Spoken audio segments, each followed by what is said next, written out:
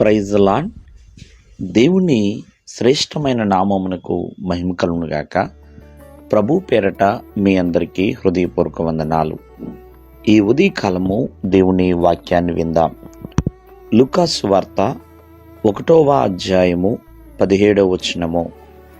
అతడు పుట్టినందున అనేకులు సంతోషింతురనెను. ప్రియమైన వల్లరా, దేవుని దూత జకర్యాతో ఈ విషయాన్ని తెలియచేస్తుందండి. ఇక్కడ అతడు అంటే యోహాను, బాప్తిస్మిచ్చి యోహాను తను పుట్టినందున అనేకులకు సంతోషం కలుగుతుంది. అంటే అతను ప్రభు దృష్టికి గొప్పవాడిగా ఉంటాడు. అంతేకాకుండా ఎంతోమంది తల్లిదండ్రుల యొక్క హృదయాలు పిల్లల తట్టు, అలాగే ఎంతోమంది అవిధేయులని నీతిమంతుల జ్ఞానం అనుసరించడానికి త్రిపుతాడు. ప్రియమైన వల్ల ఎంతోమందిని ప్రభు కొరకు తను ప్రజలను సిద్ధపరుస్తాడు. ఏలియా యొక్క ఆత్మను, శక్తిని కలిగిన వాడిగా ఉంటాడండి. అన్నిటికంటే ప్రాముఖ్యముగా ప్రభు యొక్క మార్గాన్ని సరళము చేసే వ్యక్తిగా ఉంటాడు. మరి అటువంటి బిడ్డ వలన తల్లిదండ్రులకి ఎంత సంతోషం కలుగుతుంది, ఎంత ఆనందం కలుగుతుంది.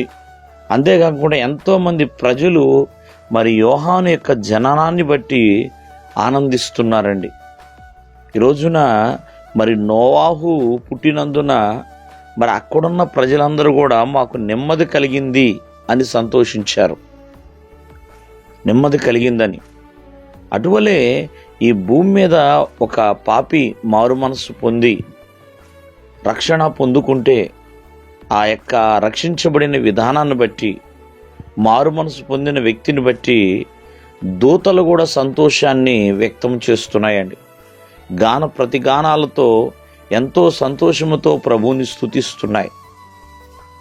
కావున ఒక్కొక్కరి జననం ప్రియమైన వల్లరా ఎంతోమందికి ఆశీర్వాదాన్ని ఇస్తుంది, ఆనందాన్ని తెచ్చిపెడుతుంది, నెమ్మదిని ఇస్తుందండి. అటువలే నజరేయుడైన యేసుక్రీస్తు వారి భూమి మీదకి వచ్చినందువలన ప్రియమైన వల్లరా మహా సంతోషం కలిగింది. సర్వమంతటా ఎంతోమందికి రక్షణ అనేది కలిగి ఉన్నది ప్రియమైన వల్లరా. కావున ఈ దినమందు ఆలోచించేద్దాం.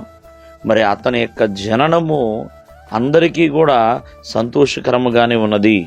దేవుడు మిమ్మల్ని ఆశీర్వదించునుగాక. ఆమేన్.